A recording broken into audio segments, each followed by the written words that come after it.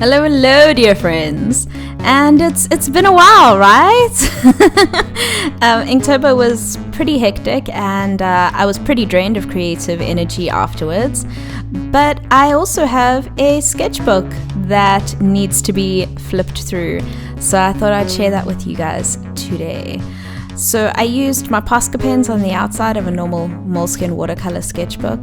The actual normal sketchbooks for Moleskine have a weird like cream paper, which some people like. I don't. I like my paper to be super white. And let's go.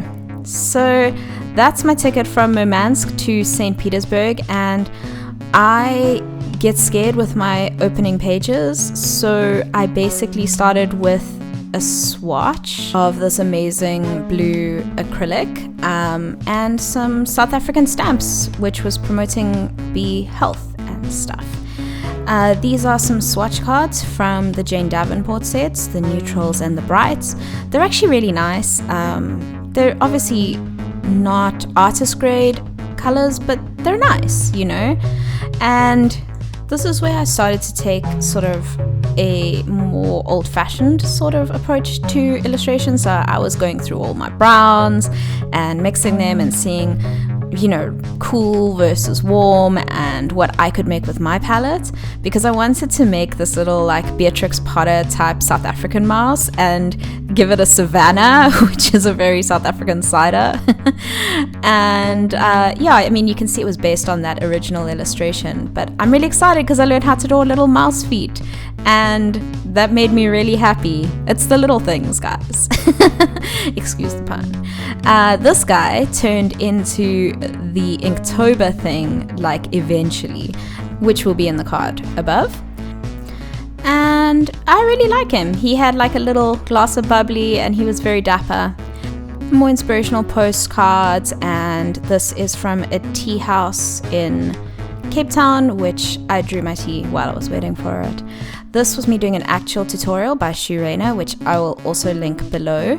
And it came out really well. I was really proud of it. And then I tried to do my own from one of my books that I have of Beatrix Potter, and then I just didn't paint it because I was scared. And yeah, this little mouse is great. He's like a mix of like that Tim Burton-esque style and the sort of Beatrix Potter-ish kind of style. I really like him. And yeah, this book also, like, I use my sketchbooks to stick in a lot of stuff that I find inspirational, and then to also do swatches. So on the left were the core watercolors, and these are the Daniel Smith ones. That this is the blue set, I think. And then that's just like sap green and indigo together to see how it mixes and how they flow. And I think, I mean, it was okay. But basically, I got this set because I wanted the Sleeping Beauty blue, and it's like a ton of money. Like, it's like 450 Rand for just one tube, and it was in the set. And the whole set was like 500 and something Rand. So I was like, yeah, no, I'm rather just gonna get one pan, because what if I don't even like using it? And I actually don't really like using it. It's kind of got a weird yellowy, I don't know, undertone. I don't know. Anyway, this was me playing with Arlisha's hand class, and Arlie Bean, who I will link below in case you don't know who she is. Prepare for a fantastic ride because she's awesome. But yeah, that's my hand, and that's what I painted in her Skillshare class. And yeah, Dribble is a kind of like a Behance type of thing for illustrators and designers. I have an account, but the hand modeling is real. I have an account, but I haven't put anything up yet because I feel intimidated because the people on there are just so good. Yeah, oh well. And then this is another hand. This is somebody else's hand. I tried doing it with the pit markers from Faber-Castell, and I don't know, I didn't really like it, but it was fine. And yeah, some more business cards. The business card that is on the top is from this amazing person, Melanie No. She's a tattoo artist and she's German. And we met her when she came to a convention in Cape Town. And dude, I mean, her husband is amazing. He's like her biggest fan and he speaks to everyone. But her art is gorgeous. So, I mean, you can see sort of in the shininess what it should look like. But it's beautiful. Anyway, those are just wish stickers. And that was sort of me planning a round piece because I got one of those round pads and I wanted to play with it. It didn't come out that well, but whatever. Gouache and a Skillshare class on trees. And I think I also just want to take a moment to mention how freaking long this paint takes to dry. All the other watercolors were dry except for this guy. Like, seriously, it's too much. So that is actually Daniel Smith Jadeite Genuine, and he will feature in another rant just now. So that was just me playing with the forest and trying to be patient while I make this like misty forest. I don't know, it looks much better on camera than it does in person. I don't know, I mean, normally paintings look worse on camera, but I've heard that it's a good way to test what your painting looks like. So here's me playing with some gouache. This is Winsor & Newton gouache, which at the moment is my current favorite gouache. I really love everything about it. And yeah, I decided to simplify some animal faces, see how few shapes I could use to make little creatures. And then I used my Posca pens over them just to spice them up and to play with the Posca pens because I feel like they go quite well with gouache. I guess they go well with acrylic gouache better because they're acrylic and the gouache is acrylic, but yeah. And this was just me. I had a weird day, guys, where like I had like 4 sketchbooks out in front of me and I got child's crayons, and that's special appearance from the original sketch of the Adventuring Mouse that was in Inktober, which I'll link above as well. But yeah, it was a weird day, and I needed to create, and I had child's crayons and my watercolors out, and I was just going and going and going.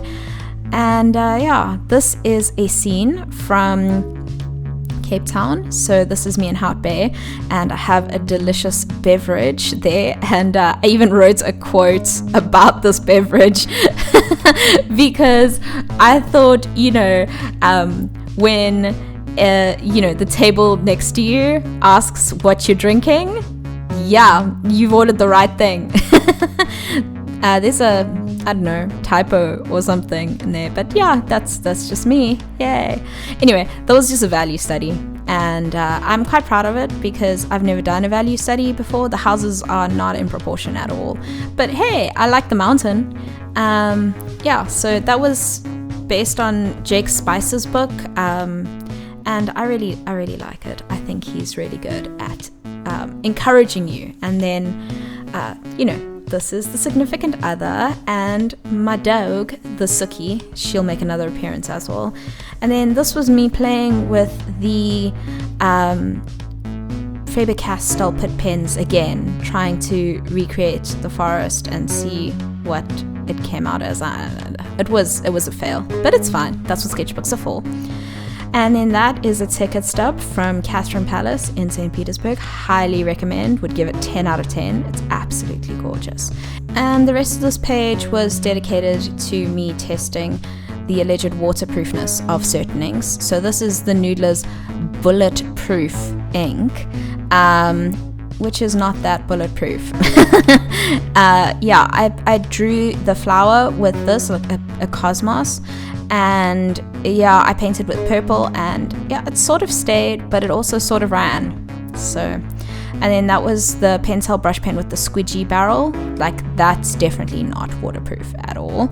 And then that is the Pitt Artist markers from Faber-Castell, and they are 100% waterproof. So, yay! At least 1 out of 3 worked.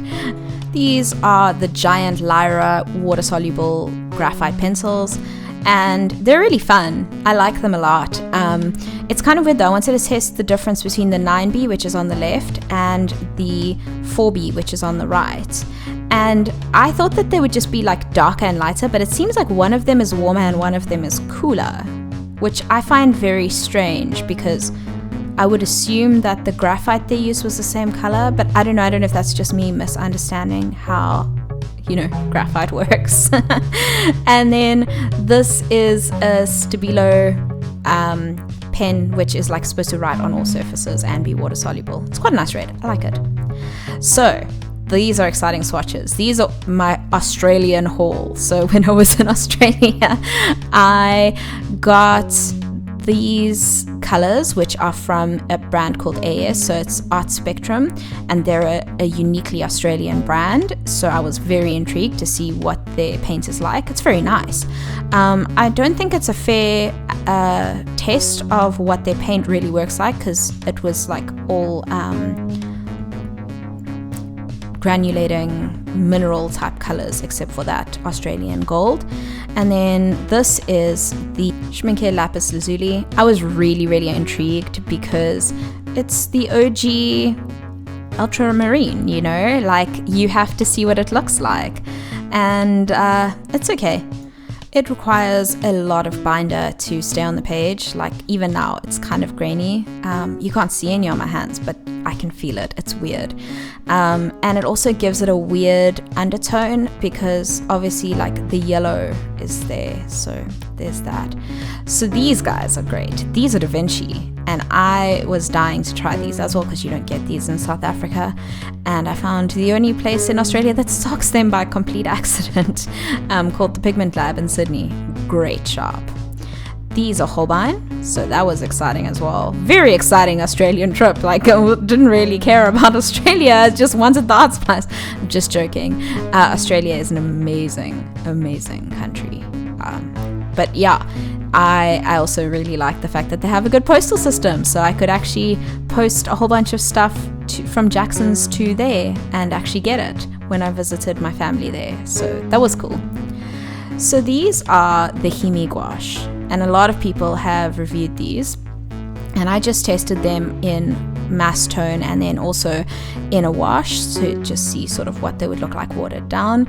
And then I made an avocado because I'm a millennial.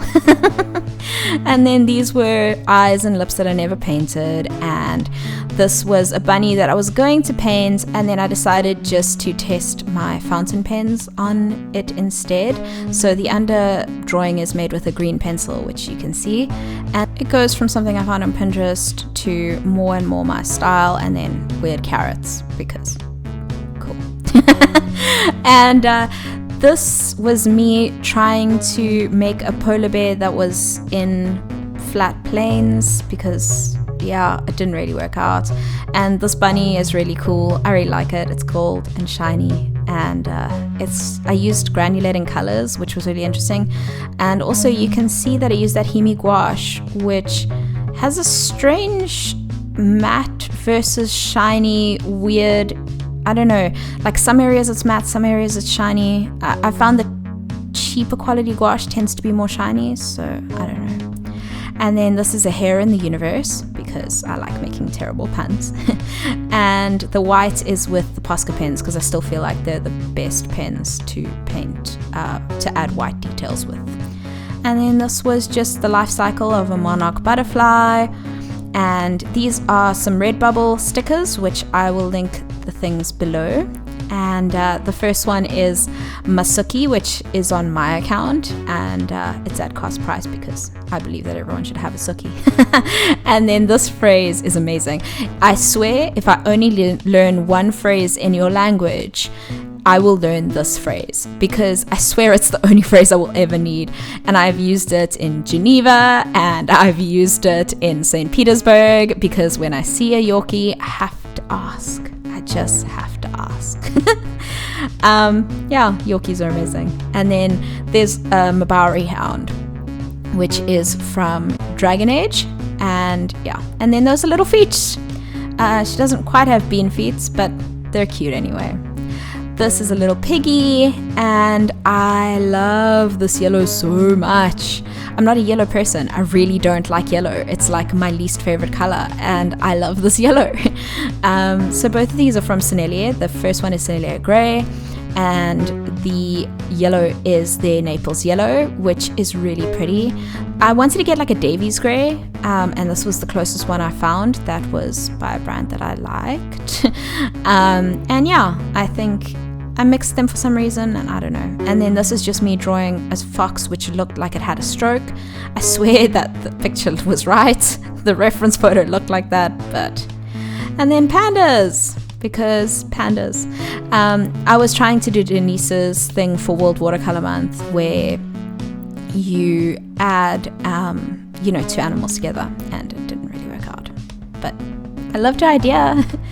And then this was me drawing from life. So this is a succulent. It's actually a plant that in Cape Town makes a fruit called sour figs. So it makes like this dried base of the flower into a fruit that has little seeds that look like fig seeds. It kind of looks more like dried figs, and it tastes nothing like figs, even sour. It's not even that sour. It's kind of like a weird bitter taste. I don't know.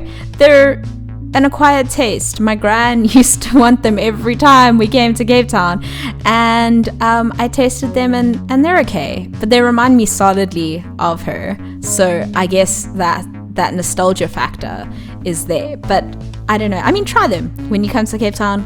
Try some sour figs. It's a thing, guys. It's a thing.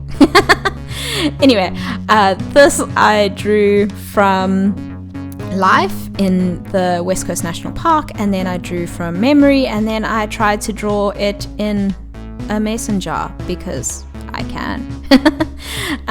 It was fun. My dad was having some conversation with a guy in the park, and I had my book and my Palomino pencil, and yeah, I like these. The eraser's really cool. The eraser is actually like a nice square eraser that fits into like this little bracket, and you can see like I've used a lot because I make many mistakes. And yeah, it basically just like holds it in to the back of the pencil. So I don't know what I'm going to do when the pencil runs out. I might take it off the pencil and put it onto another pencil or something, see if I can do that. But I really like the idea, because you always want to use the back of the pencil, and like I never want to use the eraser because I never want to wear it out.